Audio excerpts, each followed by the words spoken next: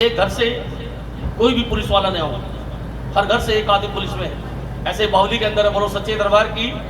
वो सारा गांव जाटों का है, सारे जाट लोग रहते हैं। एक बार वहां जागरण करने के लिए पहुंचे, जागरण हुआ, सारे गांव की माताएं बहनें आई, लेकिन आदमी एक नहीं आया, एक भी आदमी नहीं आया। सुबह हो गई, जागरण करते करते आरती का समय हो गया, तो एक पति पत्नी साथ आ रहे थे, बोलो सच्चे दरबार की। आकर दरबार में उन्होंने मां को नमस्कार किया। मैंने कहा बहन जी ने लाने की क्या जरूरत थी, आप भी अकेली आ जाती। कहने लगी भाई साहब क्या बात हो गई। मैंने कहा बहन जी सारी रात हो गई, एक भी आदमी जागरण में नहीं आया, क्या कारण है। कहने लगी भाई साहब दीदी से पूछ लो। मैंने पूछा भाई साहब क्या बात है, एक भी आदमी जागरण में नहीं आया। वो सज्जन कहने लगे भाई साहब हमारे पास समय नहीं है, बोलो जय माता, हम राजनीति से जुड़े लोग हैं, टाइम नहीं है। कोई बात नहीं। मैंने कहा भाई साहब, जाट की धर्मपत्नी कहने लगी भाई साहब इन्हें कुछ समझाओ पंडित जी, ये कभी मंदिर नहीं जाते, कोई पूजा पाठ नहीं करते, कभी भगवान की कथा नहीं सुनते, भगवान का कोई कार्य नहीं करते ये। तो मैंने कहा बहन जी मैं क्या करूं कि आप इन्हें समझाओ। मैंने भी कह दिया भाई साहब जाट महाराज मंदिर जाया करो, पूजा पाठ किया करो, भगवान की कथाएं सुना करो। जाट महाराज ने कहा ठीक है पंडित जी, आज तक मेरी धर्मपत्नी ने कभी मुझसे कुछ नहीं मांगा, लेकिन आज इसने जीवन में पहली बार मुझसे कुछ मांगा है कि मैं धर्म कर्म का कार्य करूं, तो आज मैं हरिद्वार चला जाता हूं, बोलो सच्चे दरबार की, सच्चे दरबार की। अब जाट महाराज हरिद्वार के लिए निकल पड़े हैं, हर की पौड़ी पर घूम रहे थे। वहां पर पंडित भी घूमते रहते हैं, नए नए जो पंडित बने होते हैं वो दूर से पहचान जाते हैं कौन कहां से आया। एक नया नया पंडित बना था, उसे जाकर पूछा भाई कहां से आए हो। अब जाट बड़े सज्जन लोग थे, जाट ने कहा भाई फला गांव से आया हूं। पंडित जी ने कहा क्या काम है। अब जाट के गलती से मुख से निकल गया भाई मुझे घर में कथा करानी है, बोलो सच्चे दरबार की। ना कभी कथा देखी ना कभी कथा सुनी, कुछ पता नहीं कथा क्या होती है, बस गलती से मुख से निकल गया है कि घर में कथा करानी है। पंडित जी ने कहा कथा हो जाएगी। जाट ने कहा भाई कितना खर्चा आता है। पंडित जी ने कहा भाई इसमें 51,000 रुपए का खर्चा आता है, बोलो सच्चे दरबार की।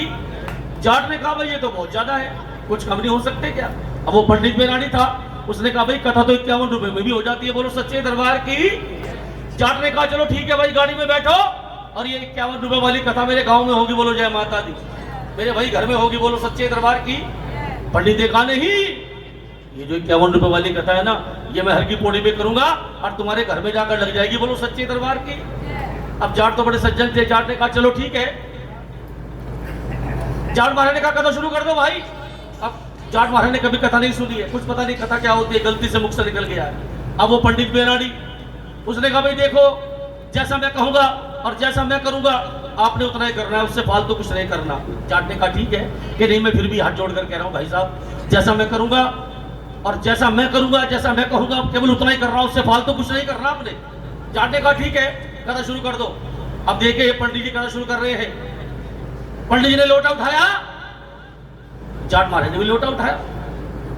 पंडित जी ने अपने हाथ में जल डाला, जाट महाराज ने भी जल डाला। पंडित जी ने कर दिया ओम नमः शिवाय स्वाहा। अब जाट ने भी कर दिया ओम नमः शिवाय स्वाहा। पंडित जी ने कहा 51 रुपए निकालो। जाट ने भी कहा 51 रुपए निकालो। पंडित जी ने फिर कहा भाई 51 रुपए निकालो। जाट ने भी कहा भाई 51 रुपए निकालो। अब करते करते बहुत देर हो गई। अब पंडित जी को गुस्सा आ गया, उन्होंने जाट महाराज को पीछे धक्का दे दिया। अब जाट महाराज उठकर आए, उन्होंने पंडित जी को पीछे धक्का दे दिया। पंडित जी फिर उठकर आए, जाट का गिरबान पकड़ा, हर की पौड़ी पर पटक कर मारा।